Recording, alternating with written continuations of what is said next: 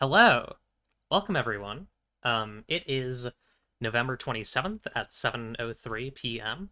You are watching EST. You're watching The Dovecote with me, your host, Darling Demon Eclipse, and with me, my guest, Ziggy Gosck. Hello. Hi, thanks for having me. Yeah. Um, I'm seeing some communication from from the chat. Uh, got Oh, a hey, Hive what's up, Indicator. chat? Hi, chat. Hive Indicator says that they got a Calvin Klein ad before the stream. Yeah, that is very much my audience. That's so true. Um, Jewish Cthulhu, my friend Lilith, who has in fact been on the show on episode 5, says hi. And the Calico Davis says, okay, got my tea and a cookie. Let's go. So important. Excellent. You We're gotta have all ready to snacks. go with our snacks and beverages. Yeah. So for context for my viewers, if you could just kind of talk a bit about who you are, what you do, um, who you are in terms of yourself, teach RPGs, whatever, however you want to define yourself. Okay, I am the Z Gosk. I am a tabletop games influencer and educator. Is the most pretentious way I can possibly describe what I do. So basically, I am an illustrator, cartoonist, but then also I am a YouTuber. I make a lot of videos about tabletop role playing games, both popular and obscure and indie stuff. And then also I make games, exciting, fun games like Satanic Panic and Penetrating the Veil, a game about fucking ghosts. I'm seeing that these Yeah. these these are good. These are good games. Well, that's I only make good games. It's something of a personal design philosophy. I realize that a lot of people like bad games, but I have to stick to my personal like morals and stuff. Love that for you. I really like the art on Penetrating the Veil. Hang on, I'm gonna shift this over to this mode. Um, really good. Just you've ever, is this your art? Yeah, all Hell the yeah. art in the books is mine unless it's stock art, but then it's obviously like the difference is obvious. Yeah. Would you be offended if I called your art like Billy and Mandy-esque? No, that's fine. There are a Okay, hang on. few cartoons that I would be There we go. offended if you compared my art to, and hopefully you won't, but people do sometimes. And Hmm, not gonna, I don't want to say name names, but man, people compare my art to Family Guy several times, and I that's like fucked. try not to get offended. I do not think it looks like Family Guy personally. Um, I My take on it is that they are trying to relate something like to their experience. That right. like someone who is not a cartoon viewer like regularly and where like Family Guy, Rick and Morty, etc. are the only animated things they really have like much experience watching. That's like their base point for like what cartoons look like. Yeah. I I feel like when I became aware of your work, I was like at a point of exhaustion that I should not have been at, considering like I feel like I am just realizing how much you and I have in common. Oh, Yeah. No, I feel like I don't know. Uh, uh describing yourself as an immoral and reprehensible piece of trash is like uh so on so we align. There's an alignment as there. as the young people would say, it is a mood. Yeah. I too am creating evil garbage. Not really evil garbage, but you know what I mean. I am I'm Yeah, infesting the minds of the people in this world. no, Um, there's a lot of other people who are trying to sway things in a particular direction, and it is our job as the lowly degenerates to corrupt the masses with our artistic works. That's the job of an artist, to destroy the artificial walls that society has built up. Yeah, no, I agree. I was talking on Twitter the other day about an idea. I had a friend of mine, I guess technically girlfriend now, was talking to me about some like superhero smut that she was writing, and I was like, okay, I need to write a superhero TTRPG for perverts. Uh, Yeah, I and saw that Twitter thread. yeah, I think I am almost certainly gonna call it Thinly Veiled as a like vague porn parody joke of masks.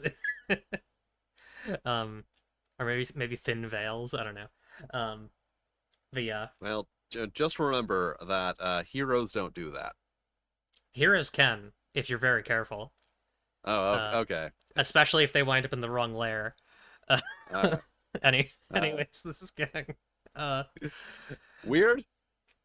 it can get weird, it's fine. We, uh we yeah. What was I gonna say? Oh yeah, yeah, cool. What are some games that you like? What are some games that like actually well, let's do this first. What are some games that you've made that you'd specifically like to point towards? well. Sorry, I'm pulling up my own itch page. What did I make? Oh, I think I'm weirdly really proud of Punktopia. I feel like that Hmm. is a game that like I really executed the concept that I wanted to of this ridiculous punk dystopia where everything is punks. It looks You know, sick. yeah, that one like it doesn't do incredibly well, but like I said, of everything I've made, it's the one that I feel like from concept to finished product, it like it was the most consistent and the most like came out the way I wanted it to. Hell yeah. I feel like it's an important rite of passage to make like a black and white like punk game. Uh and they're usually pretty good. They usually have some fucking sick ideas because like that's where you put all the beasts and the demons and Yeah, animals. Hell yeah. Um, yeah. I'm so tired. I should mention this. I'm so tired. So this is gonna be like we're on unhinged eclipse hours a little bit. Excellent. Yeah, Well, that makes for good internet viewing. true. Um, so yeah. What are some games that are not your own that you'd like to kind of point towards people as sort of inspirations for your work? Um, in terms of inspirations, I don't know. I have very weird inspiration. Like thematically, I don't really have inspiration from other games Hmm. as much as just, like stuff that's around. Like obviously Punktopia is really bigly rooted in like the underground punk comics with an X scene. Uh I did Eek Actual Monsters, which is just totally not based on a Nickelodeon cartoon. Right. It is a legally distinct property. Uh, but the thing is, That's good. in terms of like my actual design, uh, I have this because I review games. I Mhm. have literally dozens to hundreds of rule systems just kicking around in my head at any given moment. Right. So I can't ever say that anything is like a specific like influence because it's like all jumbled up there. The only exception being Iron Claw, which is a furry fantasy role playing game Oh. that has a system that I really liked and is the basic system that's been like that was the inspiration for the system that was used in Cosmic Hooligans and the system that was used in Cottagecore Goblin Lesbians Destroy Capitalism. Hell yeah. I want to So look at that one too. That's such a slightly. good title. Yeah, unfortunately, like I was it was a thing that I didn't have a lot of time to work on, and I wanted to get it finished for a game jam. So it's a Hmm. very bare bones version of the game, but it's all very fully functional. And because it's bare bones, I'm giving it away for free. If Hell you yeah. want to get yourself some cottagecore goblin lesbians destroy capitalism while destroying capitalism, you can do so until I finally get around to. Actually, I'll probably always leave this version around for free. Yeah, it's nice to keep an ash can. Yeah, I but have games that I really should keep ash cans up. I get worried that people are gonna get confused, but also, you know. yeah. Uh, but yeah. But all but in terms of like just games that I'm like into that wouldn't I would not say have a direct influence. Like things that I've really liked. Recent game, Moonlight on Roseville Beach, I find is like a really interesting game. Hmm. That'd be an Uh, itch. from Arrook Studios. Uh, Let's see. This one? yeah, Cool. yeah. Like this thing is so freaking aesthetic. Oh yeah, this is I don't know if I can actually zoom in on, on much of this because it is Yeah, very it's a little pulp. it's a little saucy. This rules though. Queer pulp Yeah. meets cosmic horror. And it That's has hot. some very like interesting concepts actually mechanically that I like too. Huh. But it's this is one of those games that like you look at and you're like, yeah, this is why you should be following weird little queer indie creators. Yeah. They make stuff like this that is on par with what the big guys are doing, but interesting. It's actually interesting. It's got ideas that it's built around beyond just what if there was a dungeon and a dragon in that dungeon Yeah, and you fought them. this is some like I don't know how to describe it other than some wizard shit. Like this is some like, you know, someone was in someone was in the tower fucking concocting this. We need Yeah, more games like like that. yeah, and it's got a lot. See, like one thing I really like this game is like it takes place on a like small island, Hmm. so it is an entirely walkable setting, Oh, that's fun. and because like that's let's be honest, there is a problem with modern games, but like modern in terms of cars are a thing that exist, Hmm. and that travel is always an issue. Like in your dungeons and your dragons, there's like an assumption that you're just going to walk everywhere or ride a horse, and you're never going to have to go very far. Like you're never going to have to take an airplane in D&D. But Yeah, then, like you play Call of Cthulhu, and suddenly you're like, oh, we need to book passage on an ocean liner. we can just take a boat, take a motorboat all the way over here. Yeah, no, Yeah, it is strange and yeah. yeah. So I like the idea of restricting the setting to create an environment that can't like functions as a setting for a game. Yeah. Because that's the thing with like a lot of settings that people don't take into consideration is that it's not just a fictional world that you've created, it is a fictional world that exists for a game to be played in it. Yeah, I get so tired of like God, like six content like this is honestly why I stopped playing. Part of the reason why I stopped playing D&D is I feel like every campaign that I went into, I mean, this is less on the game design side and more on the like application. It's still game design though, right? Um, but like I feel like I would go into these games and it would be like, here's my six continents. There's nothing in them.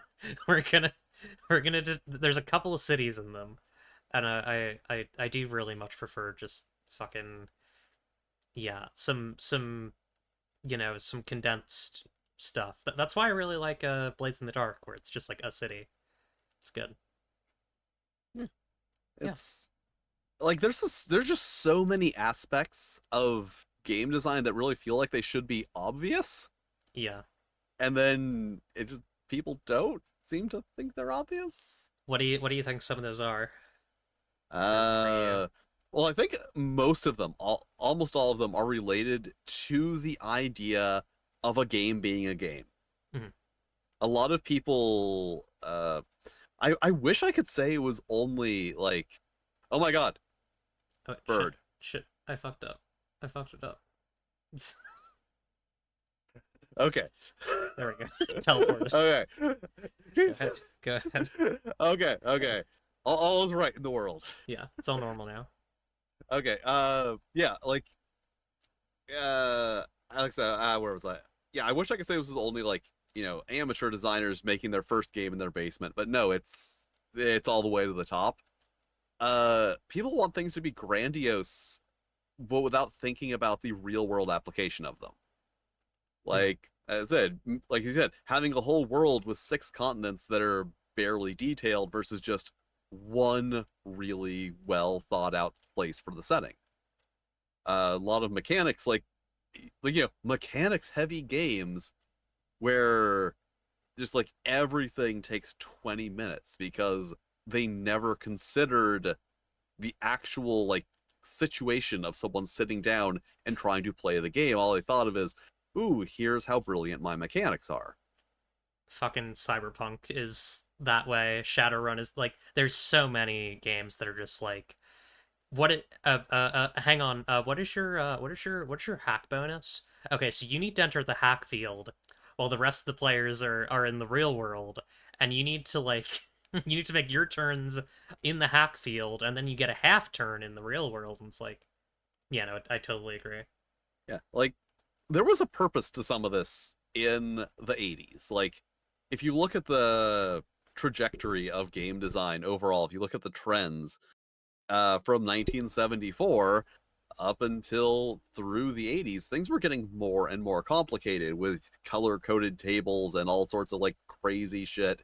And friggin' Aliens Adventure Game and Cyborg Commando. Oh, what else? Phoenix Command. Just like these ridiculously complex games because because of simulationism being a popular game mode at the time. Fucking But then simulationism. we got to this point where that largely got replaced by computers. Mhm. Like if I want a super realistic combat simulation game that's like full of realism and hit locations and all that, like I can do that on a computer. Yeah, I can pop in a computer game and just have the most detailed like experience possible where I have to take into account my character's speed based on every single item they're carrying. That's what computers are good for. yeah. You So you can play Cataclysm. yeah, so now it's just like we need to question what tabletop role playing games are for, what experience they provide that is different from every other form of media.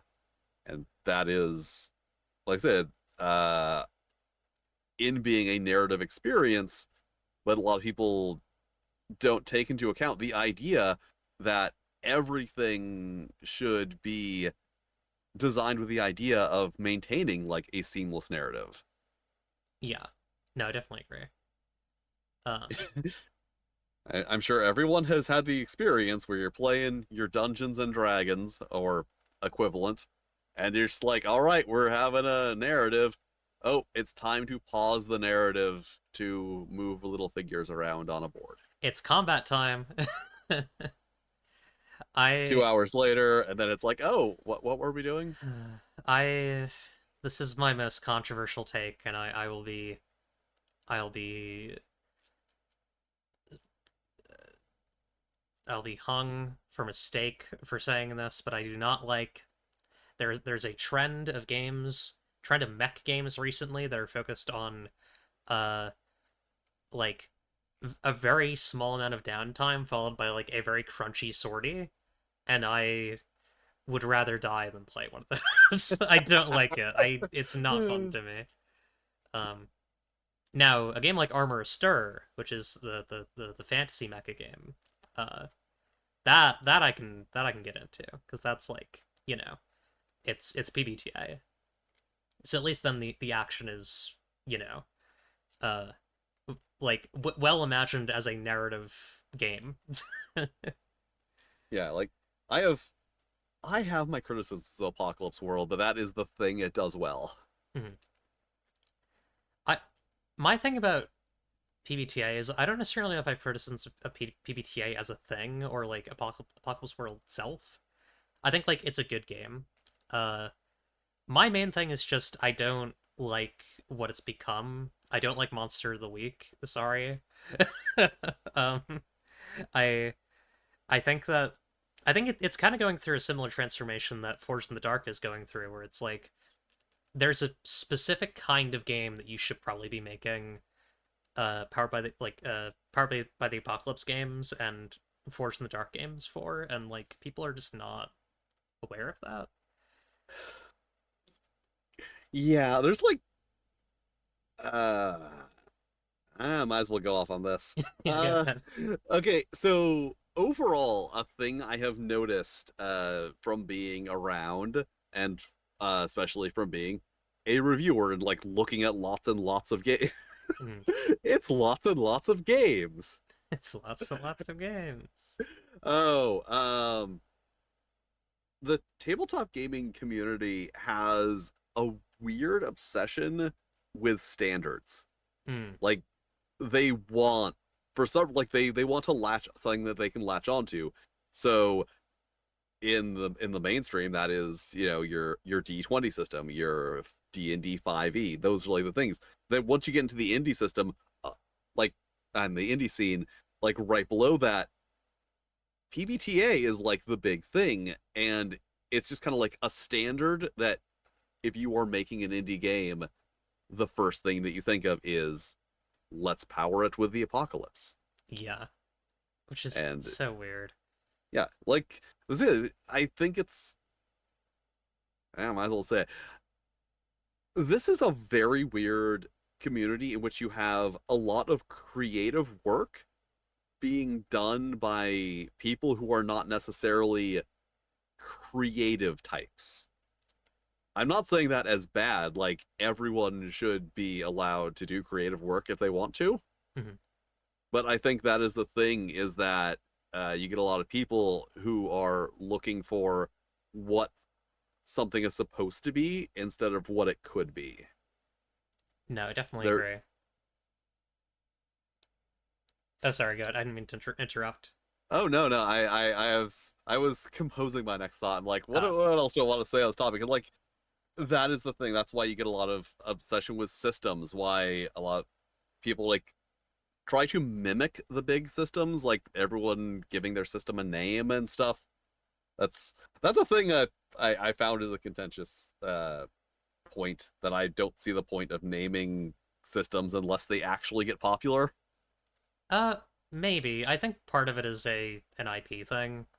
Um, Yeah, like, uh, but yeah, like we're people trying to emulate. Like, it seems like a rel relative to like other creative communities, very few people seem to be interested in being an indie TTRPG developer.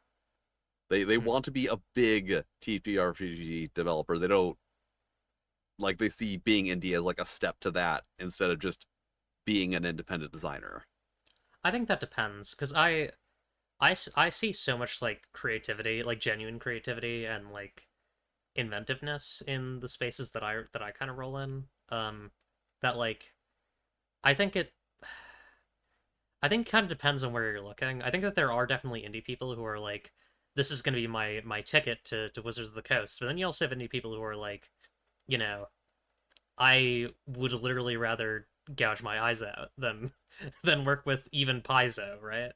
Um, so I feel like it depends. I think it depends on who you're looking at. Um, Yeah, but yeah, I think there is some truth to that for sure. yeah. Like honestly, I can't. I mean, I can criticize people for it, but I can't blame anyone for not wanting to burn bridges with like the few big publishers in this industry. Yeah. Like, I have taken the step of very thoroughly burning bridges with Wizards of the Coast. Oh, I have same said here. I have said very unfavorable things about them and their business practices and their products. Uh, so no chance I'm ever going to work on D&D. Yeah, D&D 5e is poison, and I've been very clear about this in every episode of the show, I think. I mean, uh, yeah. I will say this. I will, to be fair, D&D 5e is probably the best edition of Dungeons and Dragons. Uh, I have not played enough other editions of Dungeons and Dragons. I'm pleading the fifth. Uh, okay, actually, let me correct that. For a Okay. modern role-playing game experience, Yes. Okay. it's probably the best. That's fair. I know a lot of people like 4e and 3.5, but Yeah, I have unfavorable opinions of both of those games. Like, fair.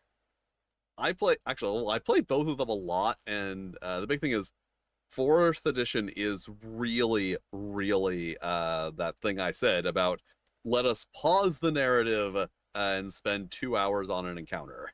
Yeah. And then like third edition I didn't play much of, but I played a lot of Pathfinder. A lot of Pathfinder. I quite like So Pathfinder and 2e. so like yeah, the big thing with Pathfinder though is like Pathfinder and third edition, since they're basically the same rule system, is it is like the maximum level of complexity that we should be willing to accept in a tabletop game Yeah. because everything is so parted out. Everything is so segmented. Like from different perspectives, it makes sense. Like if you want to make your own monsters to put into your Dungeons and Dragons or Pathfinder game, having the monsters defined exactly the same way as characters is useful. It Yeah, no, provides a it's benefit. super great. But Really great. then if you're not doing that, it just means that like everything has this extra like block of janky little data with it, and also that you are restricted by those restrictions, that you can't just okay, well, as I said before, no one's going to stop you from doing it, but in accordance with the rules, you can't just be like, oh, I want this creature to have 10 more hit points and an extra +1 to their attack modifier. Yeah, like this creature is not going to have regular Paladin Smite. It's going to have Monster Paladin Smite, which deals like reduced dice because heroes have less HP than monsters of their equivalent level. It's a mess. Yeah, it's it's convenient if you want to make your own stuff, but eh, Yeah. it's a lot of math. Like the games are made of math, but I like the math to be hidden.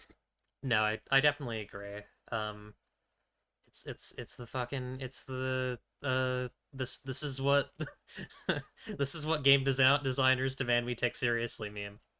Um, yeah, yeah. I'm trying to think of other stuff to ask about. Um, ba ba ba ba ba. Tell me a bit about your YouTube channel. Like, what sorts of games do you review? I really have not looked as much as I probably should have. Ah, you are you are the worst VTuber I host I've know. This is ever been very on a show of. if it, you'll have Also to the forgive me best. for PAX U coming up. What do I?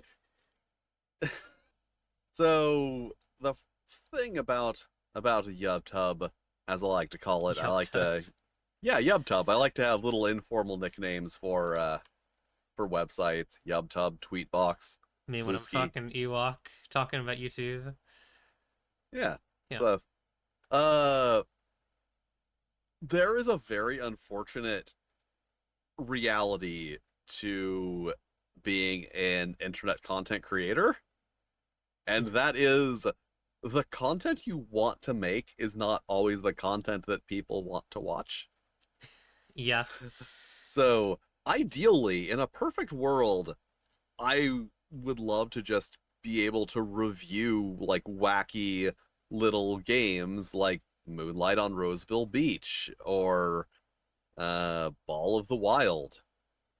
Denial and Yearning. That is a game about trashy lesbian romance novels, Ooh. which barely anyone watched. So those are the things I would love. Oh, the Tingleverse, man, I loved covering the Tingleverse. Oh yeah, that's fun. Yeah, but like because of just the way it works, that like I end up making videos on Warhammer Fantasy Roleplay and Fatal. I Hmm. made 4 videos on Fatal, Yeah, totaling I'm totaling like definitely 3 hours. yeah. I am seeing which ones are hitting here. That's really interesting. Huh. Yeah, like the D&D ones, that's just obvious. People are Yeah. gonna watch the D&D videos, but then like actually Metamorphosis Alpha video has been doing okay. But like yeah, that's the thing is I would love to just be able to cover wacky obscure things like those games or Street Fighter the storytelling game. Like actually my review series was originally called Some Weirdo on the Internet Reviews Obscure Role-Playing Games. Mhm. And I changed it because it just got to the point where it's like I'm reviewing obscure games that nobody cares about, so no one's watching. What do you Oh, I'm wondering if I should ask you about this on stream. Okay, I'm gonna ask slash non-judgmental. What do you think of Cozy Town, Cozy Town? the TTRPG? Yeah, the Animal Crossing like Uh by Ray. is that the one that is that the one that I reviewed, or is there another one? It's the one that you reviewed. Okay, okay. I like a lot of the ideas around it in that like it puts you in a very different perspective than every other tabletop game I've looked at. Hmm. Because it puts you in that like Animal Crossing.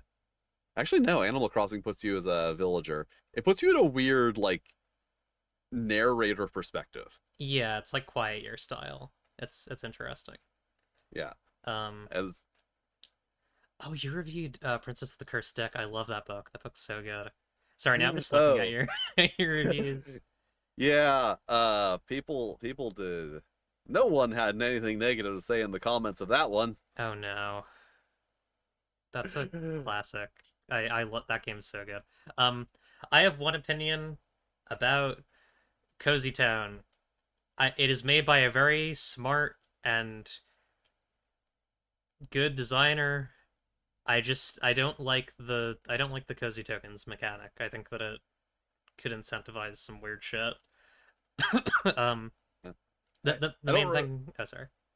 As I was saying, I don't remember the overall mechanics that well because you know it's learn one game, make a video on it, then immediately have to learn another game, make a video on it. Yeah, the thing that hit me about that mechanic was just that it was like you gain a cozy token when you're feeling comfortable um or happy about the direction of the narrative, and like and then you would use those tokens to like gain additional control over the narrative, and I just felt like sometimes I feel like I'm overreacting about this specific thing. I joke about it all the time with my friends because I'm like a little bit uh I'm a little silly. I probably shouldn't, because it is very clearly like a piece that people put hard work into and a lot of care into. Um, I just don't know if I agree with the fundamental mechanics of it, but that's you know, um, that's a thing that I you know. Yeah, it is now you refreshed me on it. That is a little odd of a mechanic. Like, uh, there it is another like I don't want to call it a trend, but I feel like yeah, with some indie games they do like to overly focus on the idea of emotional response Hmm. and like try to incorporate that into mechanics. Well, I think that The there's things, some value in like yeah. if bleed Well, is going to happen at the table. I feel like there's some value in playing with it in a yeah. positive space. There's value in exploring all this stuff, but like part of exploring these things is acknowledging that sometimes they're going to work, sometimes they aren't. Some people are going to like it, some people aren't. It's just That's what art is. Yeah. Eh, To be clear about cozy tokens, I don't think it's a broken mechanic. I don't like. I think it's functional, and like I can imagine most tables it would go fine at. I can also just imagine the like nightmare table where it's like I am going to just like this everything is going to happen the way that I want it to because I am going to perpetually gain tokens and spend them. Uh, it's like I don't know. yeah, that's It's a that bit silly. that is the other big problem with tabletop role playing game design and development is that 99.9% of the quality of experience is going to be based on who's playing. Yeah, you just have to Like assume we that people are going to take it on take it on face value. yeah, we can design the best game ever, but if you have a horrible group of people, they're going to do horrible things. Which is why I made a game where you are supposed to do horrible things. Yeah, So presumably, will the horrible people choose to be good in the game where you are supposed to do horrible things? yeah. Oh, you're a YouTube TTRPG person. Do you have any opinions on that video essay? That, sorry, that video essay that came out like 3 months ago about uh Severance, the Stanley Parable, and the Root TTRPG? Have not seen it. Okay. Like I You don't want to have literally don't look up any of what like you don't want to have an opinion on anything that I just said. okay, like as I mentioned previously, days ago, like I am very much not up on current events. Good. Yeah, don't look up that video essay. At some point I am probably going to sit down with someone and talk about that video essay, but I don't know who it's going to be yet, and I don't know. It's a real humdinger. It it implies that all PBTA design is like equivalent to to like what's ABA ABA behavioral therapy. What's that stand for again? Uh, yeah, applied behavior analysis, the thing that they use in like autistic kids. It's a it has a lot going on.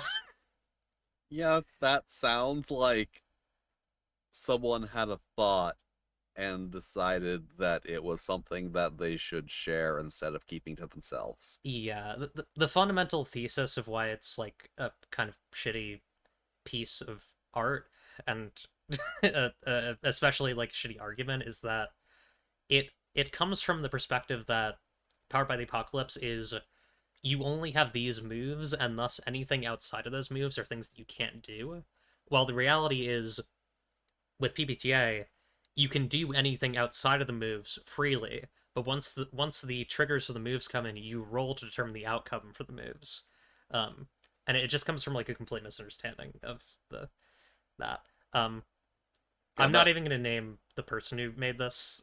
It's not good. Don't watch Oh yeah. it. Also, like I do feel like that. This is gonna sound really out of character. I feel like we can kind of blame Dungeons and Dragons for that. Yeah, no, you're right. It's like the idea that what is codified in the rules is what you can do, and what is not codified in the rules is just mystery things you can't do. Yeah, And once again, I'm gonna weirdly defend D&D. It doesn't have to be that way. Like, I feel like people aren't being encouraged to play D&D in a rewarding fashion. I agree, but I also I I question whether there are rewarding fashions to play D&D in. Like, there are more rewarding ways to play it. Like, it doesn't Probably. have to be a strict interpretation of the rules. The rules don't say that you can't do this, so you wait, the rules don't say that words are hard. The rules The don't say that rules you don't can do say that you this. can specifically do this, therefore you cannot specifically do this. One There of we go. one of my favorite misreadings that I had when I was in probably like early high school, the first time I read D&D 5e. Probably the first TTRPG that I read actually was I read it, and I was gonna play a rogue, and my eyes skimmed over the words "thieves can't," and I was like, well, I don't really want to know what my character can't do. That feels like kind of a negative note to start on, so I'm gonna skip over that. And it's like it's so funny. There's no rule saying you can whistle, therefore no one in the game can. Exactly, that's right. Um, yeah, we love Paladins games. do what thieves can't. Uh, it's not a better way of playing D&D. Dungeon World. I hate Dungeon World. I don't like Dungeon World. And I feel confident in saying that because the guy who made it is a piece of shit. I am weirdly not familiar with Dungeon World other than it being a thing that people were obsessed with for a while and now they are not because of that thing you just said. Yeah, also like the philosophy on Dungeon World was kind of turning before that happened, where it was like, oh, this is actually not a very good Apocalypse World game. And it's kind of just redoing a lot of the D&D stuff. Um, yeah. Well, you got to make your Apocalypse World D&D. That is the true test of a tabletop gaming system is if you can make a D&D with it. Yeah. So everyone wants to make a D&D. I think you should not make a PBTA unless your game is about opening something, like thematically. You know what I mean? Like revealing something about a character, uh understanding clues, investigating a treasure, understanding another person sexually. Like I feel like you should not understanding someone's physical weak points to kill them. I feel like unless you're doing that, PBTA is not really the system for it. For the most part, I think there's some exceptions, but also, you know, this is my hot take. Um, Eh. Very, very important note from the chat. There is no rule saying a dog can't play basketball. that's so true. That's the thing that I say a lot when I run TTRPGs. When someone is like, "Hey, can I do this?" And I'm like, there's no rule that says a dog can't play basketball. Yeah, Um, like as I touched upon earlier, like that is the glory of like this system is that this system, this form of media, this whole area of art is that you can do literally anything. yeah, You might not it might not work out well, but whatever game you're playing, you should be able to I don't know, get into a shopping cart and have a jousting match. That should be a thing you can do if shopping carts exist. you can play as a dog in any game, and they can't stop you anymore. Yeah. Like another great advantage of Moonlight and Roseville Beach is that you can play as a cat. What one of Good, the playbooks is literally a cat. good. I love specific character playbooks. That's a zone that I'm very interested in. That's kind of Yeah, developing in it's RPGs. it's once again, like everything else, it's one of those things that I like it when it's used well. I don't like it when it's just a thing that someone is using because it was in another game that they played. Yeah, no, I definitely agree. Like in this particular instance, like all of the playbooks are these interesting character types, like uh crazy outsiders, or the fresh young face coming into town, or the scandalized someone or other, or a witch, or a witch's familiar who is can be literally a cat. Right. I just and it, like there's games where you can play as a cat, but then there are games that specifically give you a playbook that says you are a cat. Yeah. That's something I appreciate. I appreciate the effort involved in specifically giving you the ability to play as a cat instead of just like frickin' RuneQuest. RuneQuest, you can play as a cat just anytime. You could always play as a cat in RuneQuest. Yeah. I think good examples of games that also do this. I think Usaba's Bed and Breakfast is great. Um, I have not read Shubo's, but I've heard it does elements of this, and I would like to read it, but it's also like 800 pages long. I know that's kind of the kettle, the pot calling the kettle black, considering Yeah. how long Sapphic World is. But you know, but Well, yeah, as long as it's not 980 pages, you can always say at least it's not fatal. Sapphic World is let's see, let's 981 pages. we're doing a count, we're doing a live count. Um, it's just gotta load. Uh, to be fair, the base book is not going to be over like I don't know. I gotta. It's gonna have to be short. 321 plus. So the 321 is part one, which is all the player stuff for everything, and uh, the GM stuff is way longer because it has like so many NPCs. Um, 582. What's 582 plus 320? 321 plus 582. 903. So I'm getting there. Uh, but also, like if I compare this to the like old draft of the full game that I made, it's how long is this one?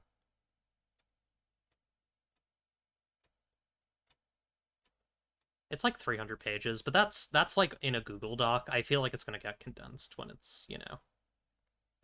Condensed or expanded. I mean, Yeah, well the plan is going into columns is going to condense it, but then adding in tables and images and stuff would expand it. that's true. Yeah, it's kind of a little bit of I am both. awful. I am awful at judging. I like judging how much text is going to go into a book. Like all my zine games that I've actually printed, because those are the ones that it matters. I've always had to like cut out a lot because my assumption about how much text was going to fit in was wrong, very Yeah. wrong. Actually, no, not all of them. Satanic Panic, I actually did a pretty good job keeping it concise. A lot of text is going to get trimmed too. Like there's a lot of stuff that I think is going to get shrunken down, but we'll see. Yeah, Uh, that's how writing works. You throw everything that you might want in, and then later you go back and take out the stuff that isn't necessary. You fix yeah, things. Getting it done is like the most important first step before getting it perfect. true. 303 is 'Cause- actually not that long for what yeah, base Sapphic World is. But also there's so much more that I need to like. I'm gonna have to make into like zines. Anyways, yeah. didn't mean to make this a I see. Honestly, I think like 300-ish around there is not that uncommon for a modern role-playing book, yeah, or an old one from the 80s, I guess. 256 is fairly common for older books. That was because, printing. yeah. The limits Page makes counts have to be sense. divisible by 4. Yeah, got that on that Minecraft shit. um, Back in ye olden days, when role-playing games were printed on slices of dead trees. back when they were on paper, it's wild. Who would even think it? Yeah, it's crazy. Yeah. Do we want to shift over to the news? We can do that. We can do that. Okay, I think we'll do one or two of these, and then we'll take a break so we can get some water, and then we will come back to do the last one. And I don't think we've received any emails yet, although I can double check. Oh, no, no emails. Please send emails to Yeah, darlingdemoneclipse@gmail.com. Feel free to send many. Feel free to send multiple. yeah. Like Yep. get in here. Don't send any nudes though. Or, Yeah, or they won't yeah, be on stream, so they'll be we fine. could get in But trouble for that, legally speaking. yeah, don't like it won't be on on the stream, but also like don't send that to me. Anyways, anyways, coming in from beautiful Tropic Springs, it's Cordis. It's Cordis, the news bird. Ooh, looks so relaxed. Cordis is so relaxed. Yeah. Cordis is calm. Uh, Cordis has forgotten all about battle and scavenging for bones, and is now just happy. Um, the first one, I guess, is a little self-indulgent. But I feel like I should notify people who are watching the show that I will be, um, around, not tabling or anything, but I'll be around at PAX Unplugged. Uh, if you wanna say hi, I'll probably I have like brown hair. I have like curly brown hair, and I'll probably be wearing little demon horns. And yeah, I think it's gonna be a good time. I'm gonna see a lot of my friends, and I have a couple of, if you are going there, couple of panels and events that I recommend checking out. Um, there's a panel with Lynn Kodega on unions and TTRPGs, which I think will be really fun. I unfortunately will not be able to make that because I'm doing some uh, secret game designer cabal shit. Uh, but I recommend going there. Um, there are 2 days of Thirsty Sword Lesbians games, which is a great game. Recommend playing that. And there's also the Possum Creek Games Rhyme Gala, which I believe, I'm not sure. You might need to like get in touch with Jay to get invitations to. I'm not sure what the deal is with that, but that should also be fun. Um, I yeah. Uh, I also have heard some concerns about COVID, and I'm like definitely gonna be masking. I have a COVID test ready for that reason, and I recommend anyone who's going there just be careful and please fucking wear a mask. Jesus Christ, like it shouldn't be that hard. Um, yeah, It shouldn't be that hard, and yet, like, my thoughts on it is this: like, there's a basic level of disease prevention that the whole COVID situation has really exposed that we just haven't been doing for the yeah, last entirety of our culture. yeah. It's not even a COVID thing. Like you should just be wearing a mask at a con because it is such a densely populated area. Yeah, and like We're should be cleaning things and disinfecting them. Like we have these products, we have these precautions. These are we know what germs are. It's no longer a theory. It is fact. yeah. I I feel like humans were not made to be in numbers that condensed, and if they are, then they should be sanitized and masked and all that good stuff. Please. Well, like looking at it from an evolutionary perspective, no, maybe humans are meant to be in groups that tightly packed together and condensed, but also viruses and bacteria are definitely meant to spread around groups that True. they like. It's great for them. Yeah. Good for They them. love it. The demons are thriving and the pale man is laughing. I love that for them. And we love that for them. Yeah. That's pretty much all I had to say about PAX EU. Do you have any thoughts about cons or PAX EU or anything? I don't go to a lot of cons because moving through physical space is both inconvenient and expensive. Hmm, true. And like, I don't know, I like weirdly am not that interested in a lot of what's going on at these places. Fair.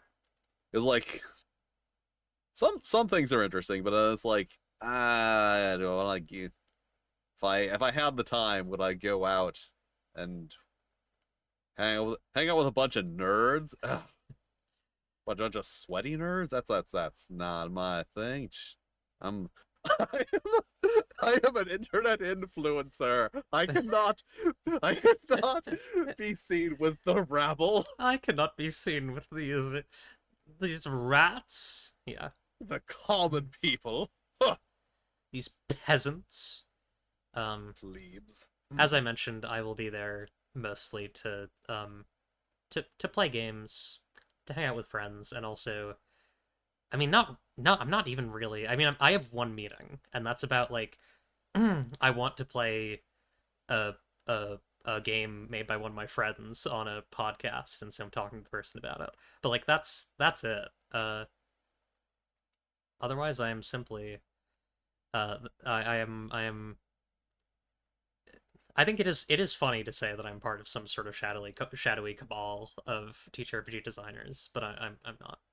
I wish I were. Uh, that's too bad. I'm part of a shadowy cabal of comics creators. I'm part of it. very bright cabal of uh weird uh uh Jewish cabals and fantasy writers. Uh and that's how it is. Yeah, cabals are fun. Like, Yeah. it's a great way to interact with people. Sometimes you have to engage in actual cabalism. Uh Yeah. because you want to follow the left-hand path and descend to Thaumiel and Well, yeah, claim, make your own little universe. yeah. Now, By the way, now if any while you're girls at, want to hop into my universe,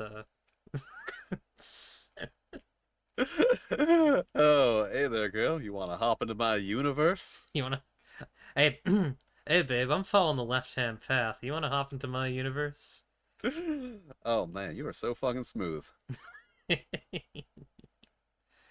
um, Now, at PAX U, will you at least be sowing some seeds of degeneracy among the common people? I feel like there will be subtle. I mean, I have business cards, and they're like a Uh, little. They're kind of devilish. They're a little. They have the vibe of a. They kind of feel like a lady who would make you sign a contract. all right, good. As mentioned earlier, us degenerates, we need to do our best to undermine society. Yeah. They also have the Sapphic World Patreon on them, so you know Oh, that's great. people will become interested in if anyone wants to Uh, hop into Sapphic. you will. I don't own sapphic.world.com. Don't go there. I don't know what that is. I have a feeling I might know what it could be. Actually, do go there. You might actually. I know I can't actually recommend you go there, but if you do, let me know if there's any good Don't content go on there. there. Yeah. Wink. Actually, like, can I wink with this? No, I can't. Okay. I don't have that set up right now. Anyways, Ugh, so unprofessional. I know, I know. Next up on the docket, we have not Rosal Beach, but a section at first this was just going to be the Adventure Time Teacher RPG switching, and then I realized that there's so much Dicebreaker shit that I just Yeah. called this one "Why We Can't Have Nice Things," a Dicebreaker roundup. Yeah, made me do extra research this morning Yeah, sorry by about that. adding things. Eh, There's a lot going on. So yes. first up on the docket, Adventure Time RPG punts its new yes end system in favor of D&D 5e rules. Um, so they were Yeah, that's supposed to have. Go ahead. I'm searching.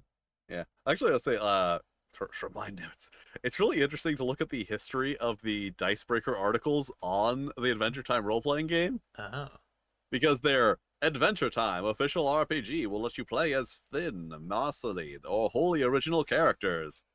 Next article. Here's how the Adventure Time RPG's new Yes End system works. Next article. You'll be able to play the Adventure Time RPG in D&D 5e. uh, Then several months later, Adventure Time RPG punts its new Yes End system in favor of D&D 5e rules. Oh, it was this system seemed like it was actually really good. it, like okay, like my thoughts on it are a little cynical because I'm extremely cynical. Uh my big thing is like it's a lot of basic concepts that we've been talking about in not Dungeons and Dragons land for, last decade or so. Actually no, Yeah, probably 2 decades. Uh and they're like really being held up as these revolutionary ideas to the point one of them one of them I think actually one of the articles did yeah, like one of the articles really like rather than being powered by an existing system such as hmm Dungeons and Dragons 5e, although the game will be converted to 5e rules via a separate scene, the Adventure Time RPG will be the first game to run on the new Yes and rule set. And it's like, okay, also you I mean just RPGs? yeah. Also I just them coming out and being like, "Oh, it's the new yes and system," that just hits me the exact same way as the D20 system That Yeah, it's like, here is a common thing that we are trying to make our trademark. I agree. Like, yeah, However, yeah, the system itself, as a the game, actual application of the system it is would have good. been better than D&D 5e. Yeah, like because they like I don't remember which articles because I read through them all in order. Uh, like they're making a big point about like, oh, this is a great game to introduce people to tabletop role playing games, and Dungeons and Dragons is not that. Like, No. it is one of the worst introductions you can have to tabletop gaming, and then it can leave you with a it can leave you with a negative feeling which may cause you to not come back, but then also it can give you some bad habits that I talked about earlier. The idea that this is how you play all games, that there's a list of things you can do and you can do those things and those things only. Like, Yeah. although I do have one more very specific criticism about the SN system. Yeah. uh I don't like custom dice. I Oh make yeah. no secret about that. No, same. uh but the way, like, I understand how it works here because they're like, oh, the task will be based on your attribute and the difficulty of the task, and that will determine which colored dice you roll. And Oh, that's a little weird. from a perspective of game design, I'm like, okay, that is simple for a new player to understand, that you as the game master say, oh, well, roll the blue dice. Right, okay. But like, what I'm getting there is, so you look up the difficulty and the attribute on a table, and that tells you which die to roll. Yeah, that What, can be a little funky. why doesn't that just tell you what the target number is? I have another opinion about this, which is no blank sucks ass and should not be a possible roll. No blank is so bad. I don't want to roll no blank. Oh, yeah, I don't yeah. want to roll no. That was the thing that got me like the most like annoyed about this, Hmm. like the way they were presenting the system, is that like they're acting like these, was it, the system itself was a good idea, good for regular players, but like, it's not revolutionary. It's ideas that have been around for a very long time, but they're treating them as they're revolutionary. But also, like, the thing that got me is the discussion of the prisoner behind a locked door problem. Hmm. And like, I don't know if this is like Dicebreaker or the creator of the game or whose interpretation this is, but this is the exact thing that I was complaining about. Like, I've literally made an entire video on this specific topic, and that is, they discuss failing forward and how the game system, is built around that. But then Yeah. they kind of words. Yeah, then their exact quote is, whereas a D&D type system is the opposite. It's success failure. There's not this built-in way to fall forward or continue propelling the story if you hit a sort of brick wall narratively. And yeah, there is a way to go forward from failing a check in any role-playing game, and that's just be a good game master. True. Like, that it's the I get this weird, really weird feeling from reading these articles that it's like written by someone who's only played D&D and at that never had a good experience playing D&D. It is good to have that sort of stuff built in though, because D&D 5e definitely does not. D&D 5e Yeah. is just it wants things to just you fail and then Yes. either you take damage, like it's always some sort of consequence or just Yeah. nothing. Um, Hence why I felt the need to make an entire video on this topic, yeah, explaining to people that regardless of what the rules say, failure doesn't mean the thing you tried to do doesn't happen. It means there are negative consequences for whatever you tried to do. I want to read some of the quote tweets from the Rogues Gallery of cool TTRPG people. Oh, Uh, I'm sure these won't be sassy at all. from KDAV, sitting down to make an official Adventure Time RPG, taking out a copy of D&D 5e and staring at it thoughtfully for 16 hours before crossing out healing potion and writing bacon pancakes next to it. Um, Ava from Ava Terra. Couldn't they just release the game without changing anything and put a big inspired by Dungeons and Dragons sticker on the cover and people wouldn't even notice? Yeah, probably. Cave Girl, Emily, for fuck's sake, so true. Uh, who made a Dungeon Bitches, which you should play, by the way. Uh, Barclay. Oh, it's Rune now. Awesome. Oh, Whack of Guba Banwa. The endless Ouroboros of our time, the dejected sighs from fellow designers, it's what brings in money. The people care not. They cheer and jeer at those elitist gatekeepers who try to hamper their fun by presenting different viewpoints. Manichian. Yeah. A lot of this is people that I follow. Um, anyways, it Yeah. sucks. I don't know if I have many more thoughts than Then the it sucks. the system Yeah, they like already had seemed a little loose, not perfect, but like this is objectively worse. This is an objective evil. yeah.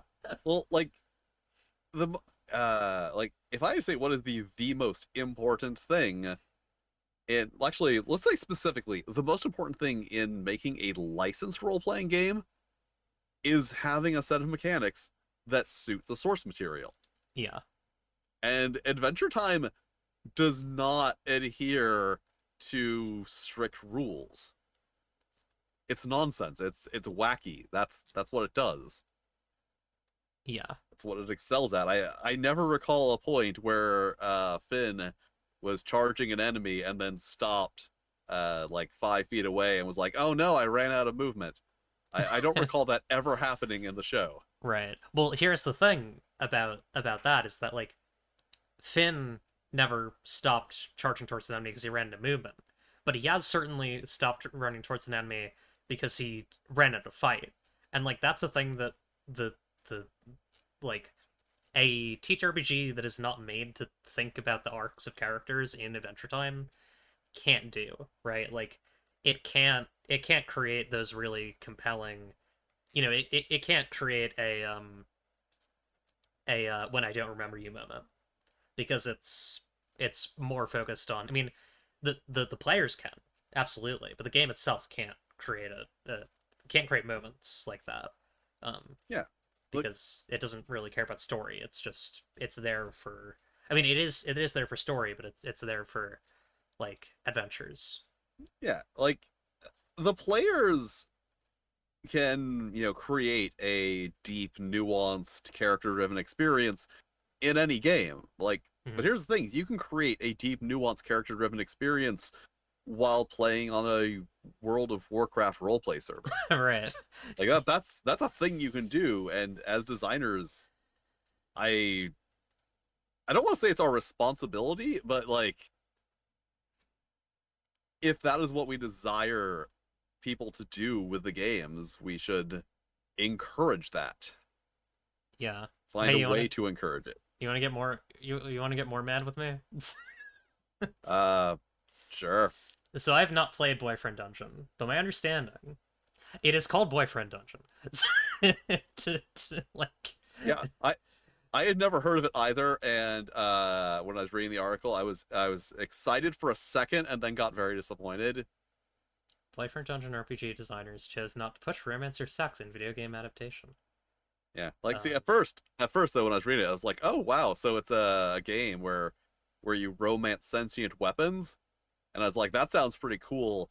But then I read the part that all of the sentient weapons have like attractive human forms. yeah.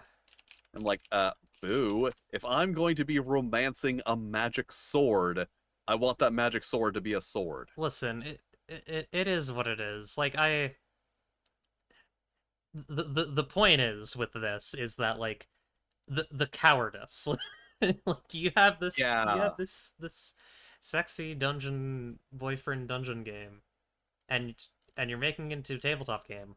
I I feel so conflicted about this because like I love Caves of Cud and Dwarf Fortress, which are games that Kit Fox, the publisher of this video game and the Teacher RPG are like helping publish, but I'm also like, man, I really don't like this decision, and I Yeah, I'm not like I don't think I'm gonna give them my money, but I'm kind of like, oh, this really sucks. what I'm really curious about is they're basically like, in lieu of having romance and sex built into the game, we have safety tools that you can use. Like, how are those things related? Like, Fucking annoying. that is not that is not a replacement for the, like, they're unrelated things. You have romance and sex rules, and then you have the safety tools to, work with those. Kit They, Fox Games, I want you to dive into the darkness with me. Sapphic World has like, 1 page of safety tools and like 1,000 pages of sex. yeah, Get in here with me. like, the thing about making your game D&D with sex doesn't mean anything unless you actually put the sex in the book, because Right. you can fuck in regular D&D. Like, that's allowed. No one's going to stop you yet. Down the line they might make that DLC. I don't know how they would do it, but they'll find a way. I just don't. Your dice just stop working. Yeah. I'm just so confused by this. Like, Yeah, it's because, like, I there don't are I no don't know sex about the rules? I wish I knew more about the game. Me too. Uh because if it's a romance-based game, then why would anyone go into a tabletop adaptation of it not expecting a romance-centric experience? This is the art.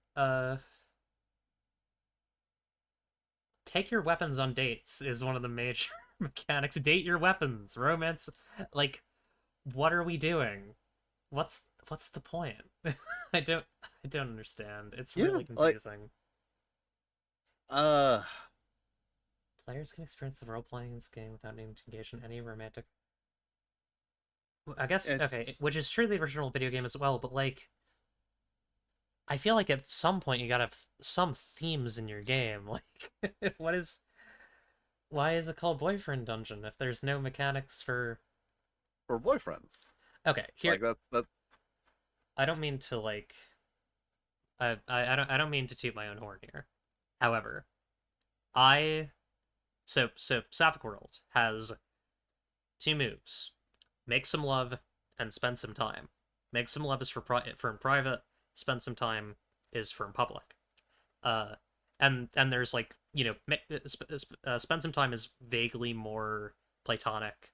Make some love is vaguely more like romantic, sexual. Just do that. Just have different like have compelling. You're almost insulting the aromantic and asexual players in your audience by deciding to be like, oh, I'm going to decide for you that you can't make decisions around this yourself. And like, I'm not going to accommodate you in the mechanics of this game. Like, there will not be mechanics that make this playable as an asexual or a romantic character. We're just going to remove all of it. I yeah. think it's really kind of insulting and disappointing. Yeah, I found the sort of quote that spoke to me on this topic was, but from a design perspective, players can experience the role-playing game without needing to engage in any romantic or sexual aspects, which is true to the original video game as well. But didn't the original video game have the romantic and sexual options? Yeah, that's the thing. Like, saying, oh, you can, like, yeah, that's a good way to do it, is that they can choose not to. But saying that we're just not including them, and you can add in the sexy bits of yourself if you want to. Apply your own sexy bits. That came out a bit weirder than I was anticipating. Apply your Uh, own safety bits to this game. like, why not just provide them, and then, like the game, you can choose not to use them. You can be like, me and my sword are just friends, and we like going and hanging out and having ice cream, and I don't know what else you do with a sword. Uh, Yeah. Fighting dragons. I guess I like, the one consequence of that is like if there are unique mechanical consequences for romance and sexuality, then you're missing out on those. But I mean, I had to deal with Yeah, this myself in my own writing. Is just do the thing that I said, like give equally interesting options for or the same options and just make an intimate make them intimate moves. Make them when you are like you know when you spend time make out spend time going on a date or have sex with this character, this thing happens. That's so easy to do, rather than this like just bizarre cowardice. yeah. Like, I, I feel like to some extent it is going to be. Oh, I just had a realization. Yeah. So very weird part of this article Oh mentioning that the game is going to be released on Steam. wait, the RPG, Yeah. the Teach Uh, RPG. hey, what platform has very Oh specific ratings based on content? oh, that's really interesting. Yeah, I was just about to say that excluding sex from the book is going to like allow them to not be considered an adult product, and then the dots connected in front of me. But not even I'm sure it's not. romance. I'm sure it's not specifically to be released on Steam, but like, yeah, Not that even is a kissing thing. your Is wife. like, I feel like I've made this fairly clear at this point. I am in favor of sex. Hmm. Pro in general, and specifically pro talking about it openly and exploring it through various types of media. Yeah. So that's what this does feel like. Is they were like, okay, if we remove the sexual aspects of the game, it won't be considered a sexual game because that will tank you. That will tank you in certain markets. For You people will that not. don't engage with this type of game like me, there's an easy way to not to do that. So true, Hive Indicator. So true. That's the other side of it, is you can just not play the game. Like, Yeah. I mean, that's probably the worst option, but it's an Well, option. yeah. Well, also, I feel it's like if they're trying to make a thing that is more broadly appealing to more people instead of really appealing to a core demographic. Mhm. And the core demographic of Boyfriend Dungeon, just guessing here, making a wild assumption here, completely unfounded. Fans of the sentient weapon dating sim Yeah, might be interested in sex and romance in their sentient weapon dating sim based tabletop role playing game. very possible. If the game about romancing your weapon does not include a framework for romance, one has to wonder what it delivers that every other game featuring weapons does not. So true, Radmad. My friend Wimes. It's cool that they're making a video game adaptation of Boyfriend Dungeon. I think that'll be a good fit for it. Oh yeah, just making jokes about the grammar of the headline. Yeah, Um, yeah, I was confused by the headline as well, being unfamiliar with Boyfriend Dungeon. Like, why are we talking about a video game? And I'm like, oh, it's a, and then I'm reading the thing, and they're like, it's being released on Steam. I was confused by this article. yeah, it's kind of wild. Oh hey, Have another of my we? big gripes with teacher FT safety tools. Even an adaptation of extremely horny video game gets to be just another action adventure simulator because nobody actually addresses sexuality in games and instead just copy and paste to the X card rules.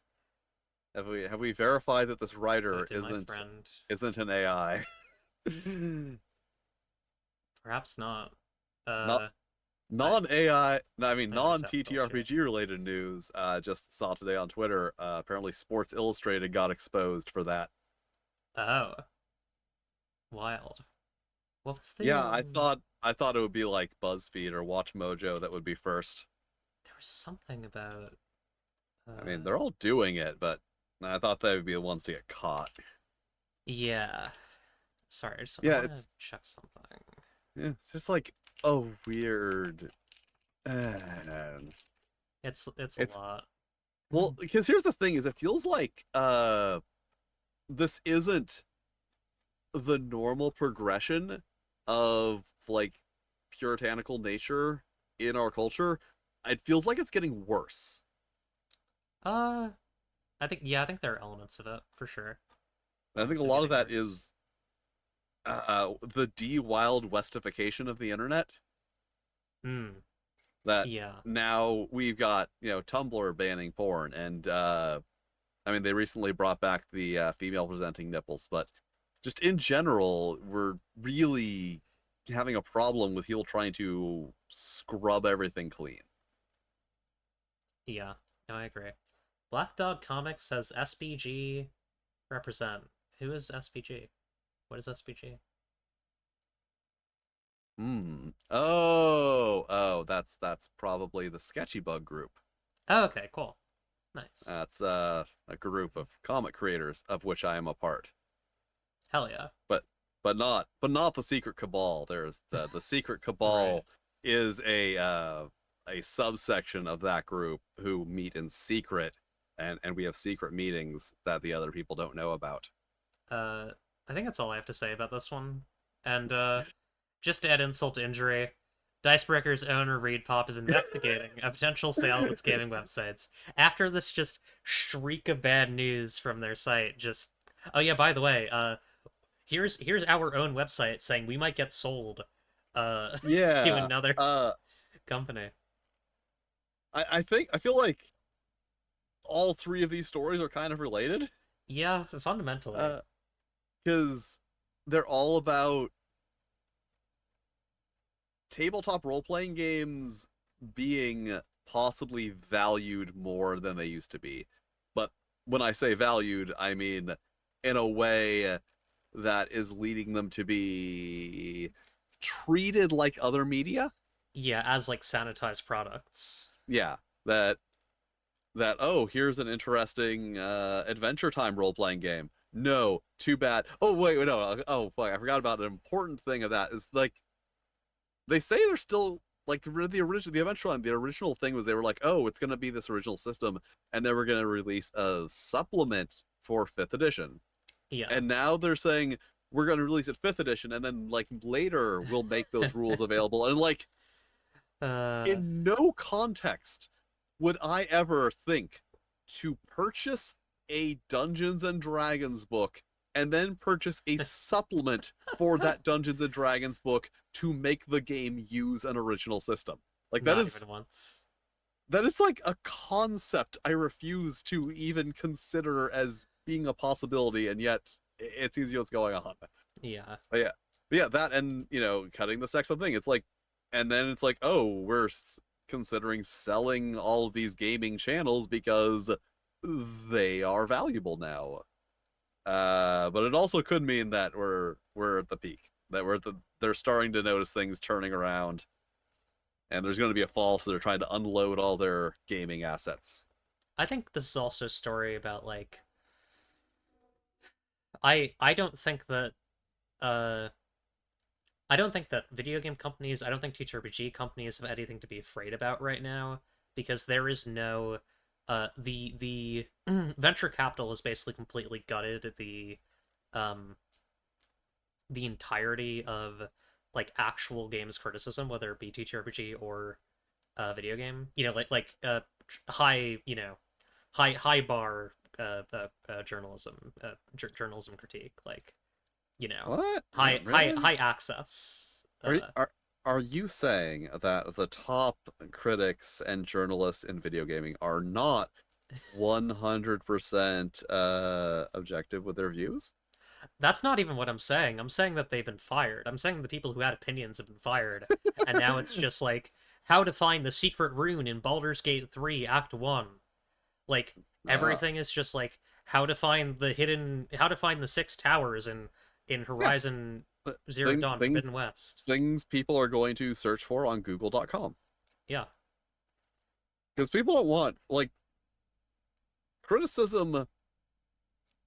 As I said earlier, I have essentially ousted myself from ever having a working relationship with Wizards of the Coast.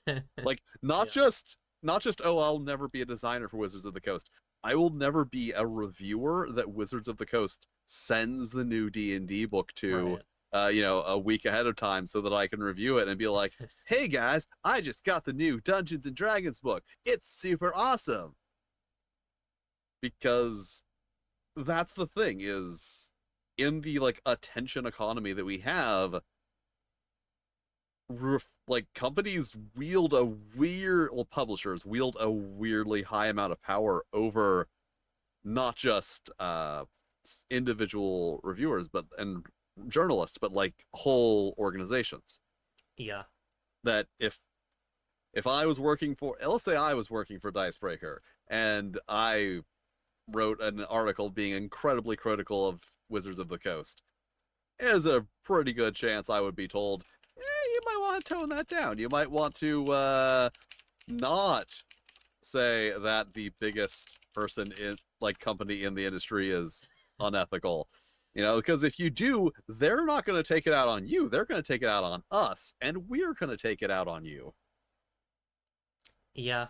I we talked about Lynn Codega's firing last week, which was like such a big moment because it's like, oh my god, this person who has done so much, like basically the only critical journalism towards Wizard of the Coast besides Dicebreaker, is out.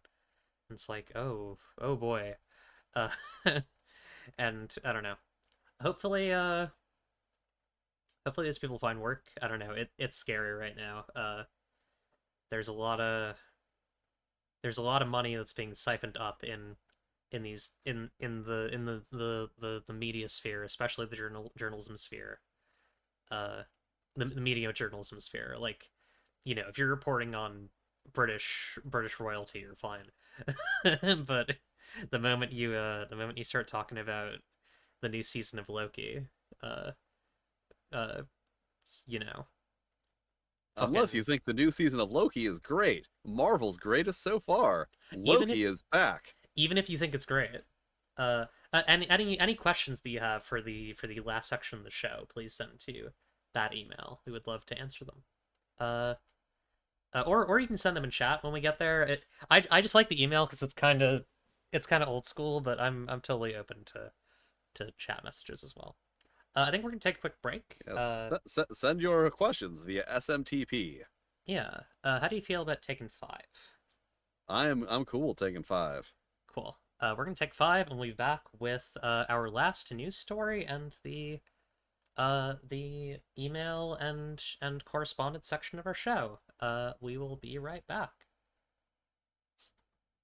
Stay tuned. Ah. Okay, we are off. All right. Oh, no.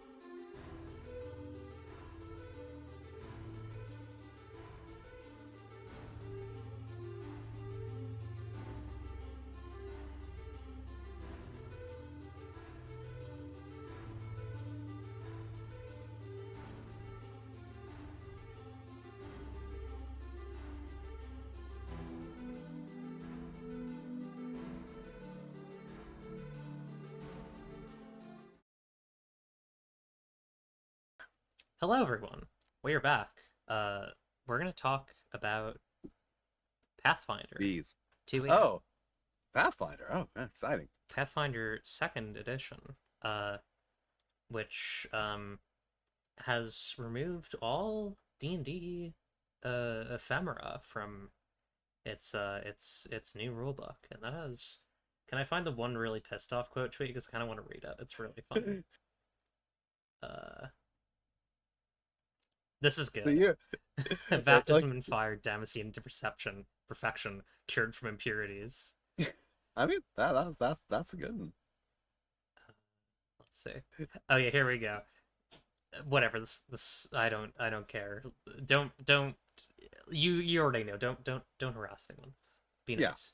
This is obviously such a bummer. No drow, no owlbears, no magic schools, and so much of the fantasy we have come to know and love is gone.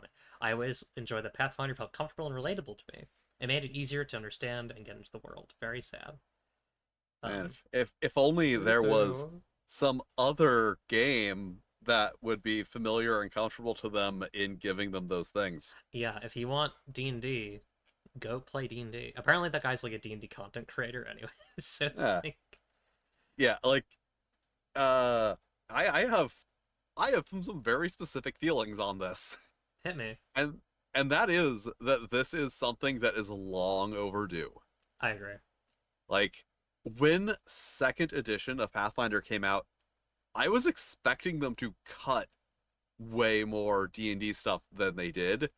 And specifically, well, there's one thing they cut here that I was like legitimately confused that was not removed from the core Pathfinder second edition, Hmm. and What's that is that? the ability scores. Oh yeah. Like in Pathfinder second edition, ability scores basically do nothing. Yeah, that is true. And when I have never played Pathfinder Second Edition. My only experience is in covering it on my channel. But like when I was disappointed by it because as a Pathfinder, as someone who went from fourth edition to Pathfinder, I was like, oh boy, Pathfinder Second Edition. This is going to be like way better than fifth edition. I'm going to be able to talk about like all the ways that they did it right and fifth edition did it wrong. But Right. no. Uh, yeah, for those of you who are not familiar, Pathfinder Second Edition, the core version, your ability scores all start at 10, and as you are making your character, you get boosts, +2 bonuses from your ancestry and from your class. The class boost is a thing I really like because you're always going to get a bonus to the primary attribute for your class. But as I said, Yeah. they're +2. And then as you level up, you get other +2 bonuses. And then it's the standard, +1 modifier for every 2 above 10, -1 for every 2 below 10, and just like, I don't know, it starts at 9, I think. I don't remember. Point is, Yeah. so you're not rolling, you're not adding by 1. The only time that you get a bonus of anything other than 2 is when you are increasing an attribute above 18, in which case it's only 1. And just like it, they got rid of the ability scores now, and it's just the modifiers. And the only way that like they didn't change anything. Now it's just if you want to raise your modifier above +4, it takes 2 boosts. That's all. That's the only thing they had to change to remove ability scores. And like it's one of those things that I just so understood when I looked at it and I saw you don't need the ability scores. I knew that they thought it was too much of a departure from D&D to replace 10, 12, 14 with 0 +1 +2. Yeah. I've really I love 0 +1 +2, +5 to -5. I think that's great. I think it's so good. Yeah, it's as I said earlier about the previous Pathfinder, like and D&D third edition, that the problem with it is that it was so not exactly crunchy. It's not that high crunch. It's not like Yeah. GURPS or something or Fatal. Sorry, I keep bringing up Fatal. Yeah. I spent like a month making videos on it. You've been tortured. Mhm. But that's the thing is you could just have like +1 +2. Like that's the only part that's necessary. Like if there's a number that doesn't serve a purpose, it should be removed. That's making the game more accessible. Yeah. But yeah, but they want it to seem like D&D because I mean I don't know about you, but if I see strength, dexterity, constitution, intelligence, wisdom, charisma in pretty much any context, I'm like, it's a D&D. If I see that, I close it. No, I'm just kidding. There is none of that here. We must call charisma moxie. There's no need for this. There is Um, no need for constitution. That translates to hit points. um, The fool's health mechanism. yeah. Overall, all I can really say about this is good. Yeah. Oh, Hmm. actually, no. The most important thing. I'm glad that he Uh, died. I was making a big deal about the ability scores because that was a specific thing that I was like, why didn't they hit? But frickin' no more alignment. Yeah, No good. stupid 3x3 table that contributes to the really simplistic understanding of morality that is common in this particular little section of society. Alignment is so ass. I hate alignment. I don't want it. Yeah, there's a good quote about that in notes. Oh no, Oh, where are my notes? yeah, I would gladly I would give up so much to have alignment stripped from this world. Yeah, it's like, and it's one of those things that it just feels like you understand the people who created it and like what they were thinking because they were very traditional fantasy. They were very, there is good, there is evil, there is law, there is chaos. This is a very simple way for us to understand. But like all, just in general, I feel like all new forms of media go through this evolution where they Yeah. go from very simplistic to much more nuanced. Like look at old films. Old films, it's very good guys, bad guys. That's it. Yeah, I also feel like the uh the alignment system, I mean, I feel like the alignment system is like so much a result of like sort of the like I to be clear, I like a lot of Tolkien, but also like the way that like Tolkien kind of Christianized a lot of like existing like fantasy, um, and how that like kind of had this ripple effect where it's like if you look at like the way that like the Fomorians even are like referred to in like you know like Celtic mythology. Like they are the bad guys to you know the Tuatha De Danann, but they're not like they live underground. Like underground is their home. Like they're not forces of they're not manifestations of darkness. They're like lost gods. I feel like there's like just so much more nuance in a lot of that stuff that just kind of gets lost when it's like a lot of Christians are writing Yeah, fantasy.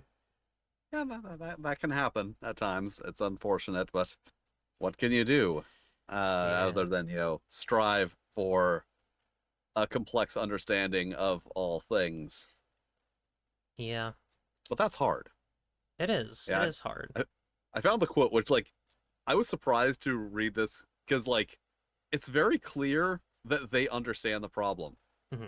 Uh, alignment is in some ways so culturally ubiquitous that I wonder if it's even a protectable thing at this point. But Whoa. it's a pretty simplistic way of summarizing how people actually interact and what their belief systems are. Yeah. And then, yeah, every year that goes by, I feel it is a little more dated. We're trying to create a game that is of the moment and appeals to modern players and gamers. And just like, that's like very much, okay, you understand this. You understand what the problem has been with the alignment system. Yeah. There's no need for it to be there's no need for it, fundamentally. It is, yeah, as the word the word that he used and the word that I use. simplistic.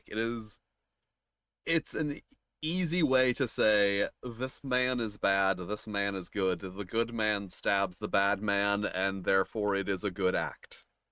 Yeah.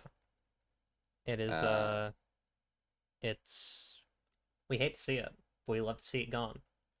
yeah, yeah.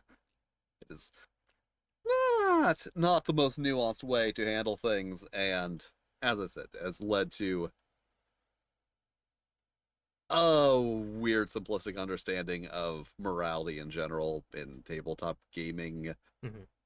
In terms of like, I think a lot of I blame a lot on that 3x3 grid. It's a bad grid. It's a really uh bad grid. like I feel like a lot of the people who are not aggressively like intentionally bad, but are also not interested in any way in changing the negative aspects of the community, that it's that they are looking at something and saying, okay, these groups of people feel that this content is not good, that it is depicting a bad image of them, that we are that the that the D&D is racist or whatnot. Yeah. And they're saying, okay, well, but I'm not racist, so that's okay. I am not actively making the problem worse, so it's not my problem. And because I'm a good person, I am therefore absolved of any responsibility from this. It does make the table less it makes the table more hostile towards, people of color though, I think. And all types of people, I think. When you have these evil races. Yeah, like I remember one time this is a specific like thing that happened in a game. We pretty much like had a whole discussion about the fact that goblins aren't necessarily evil, Right. even though because this was like okay, we were fighting an encounter where we were fighting, I think it was two trolls who had enslaved some goblins. Like they had taken the goblins, were making the goblins serve them, Right. and the goblins, which at this point were like worth nothing because they were just goblins who were serving the trolls. We start fighting the trolls. The goblins run away. While we are fighting the trolls, one of the players stops to shoot the fleeing goblins in the Oh my back. god. And it led to a discussion of like, why did you do that? It's, oh, they're goblins, they're evil. And I'm like, not necessarily. They're just Yeah, guys. it says they're evil in the monster manual. God. And yeah, the monster manual also says that humans are neutral. Yeah. It's Alignment just feels like a moral frame, like it doesn't feel like it should be. I mean, if there is to be an alignment system in a game, it feels like it shouldn't be a cosmological force. It feels like it should be a thing. It should be a societal thing. It should be like, these are the things that the people who wrote this book of this world believe these creatures to be. But also, I don't, I yeah, don't, I don't like that for like. I don't think that should be the framework for all fantasy games, right? I'm just saying, like, if you're gonna do that, then that's probably the most yeah. interesting. Like perhaps instead, like there could be some sort of like ethics and anathema. Yeah, that's also a good one. Yeah, like that was the part that I was a little surprised about because I didn't go through the effort of comparing a 600 and 400 some odd page books like piece by piece, Yeah, but that was already a thing in second edition. yeah, it's pretty I, wild. I was like, oh, this was already a thing that the clerics had, and it just seems like a lot of second edition was, oh, here's some ideas we have, but we We can't can't. implement Yeah, them too deeply because we can't separate ourselves from the dragon game. it's And fucked up. that is what Paizo really needs to do. Yeah, Like, get free. especially as soon as it is second edition, their focus should have been creating something that is not the other D&D. Yeah, Because, like, I, I don't think the entire time I played Pathfinder, we ever stopped colloquially, like, just casually referring to it as D&D. yeah, We exactly. did we never said Oh, we're going to go play the Pathfinder role playing game. That being the official title that you are required to refer to it as under the terms of the Pathfinder compatibility license. Yeah. Uh, alignments for the birds. Speaking of the birds, I think I'm getting a little sleepy, so I think we're gonna do our mail. Okie dokie. I am. I need to go to bed. Ah, There we go. Our mailbird apocrypha is here. We have one email in the inbox. Folks are welcome to send emails or messages in the Twitch chat, and we will read them off and answer them. This is a question from Calico. A question for Ziggy. oh Why don't no. why don't you do any projects that involve clowns? Do you hate clowns or something? Good question. Oh, well, okay, so one of my back burner projects is actually Clown the Harlequinade. Oh, fun. Uh, but yeah, the problem is there's, clowns are such a universally beloved and widely acknowledged as positive force in the world that you run a slight risk when you're designing anything based around them that you won't live up to everyone's expectations because people have such widely positive and high expectations for clowns, and Right. you don't want to infringe on their beliefs about clowns and the lovely, wonderful things that they bring to the world. Yeah, true. Yeah. Sorry, we're bringing inside jokes into your lovely show. No, I think you're right though. Um, Yeah, of course I'm right. Clowns are very funny and delightful and not scary at all. Clowns are a good friend that you can smile at and you can laugh and you can know all their jokes and learn And them. perhaps a little more And if you catch my drift. and perhaps even a little bit more. Perhaps you can honk their horn if you know what I'm if yeah. Yeah. Yeah, it's a thing you can do with clowns. You can do a lot with clowns and you can love them forever. Yeah, they're great. God bless. Um yeah. I don't have any other does anyone have any other questions in the chat? Because if not, I might just wrap up so that I can snooze. Put my shit on snooze and snozzle it up. Snooze-a-loozle. Snoozaloozle, snozzle, slongle, and scrimp. I gotta go to the pharmacy tomorrow. I gotta get razors. I gotta get frickin' Wellbutrin. I gotta get frickin' all sorts of stuff. Gotta get ready for PAX. Um, Gotta okay. Paxify. Gotta.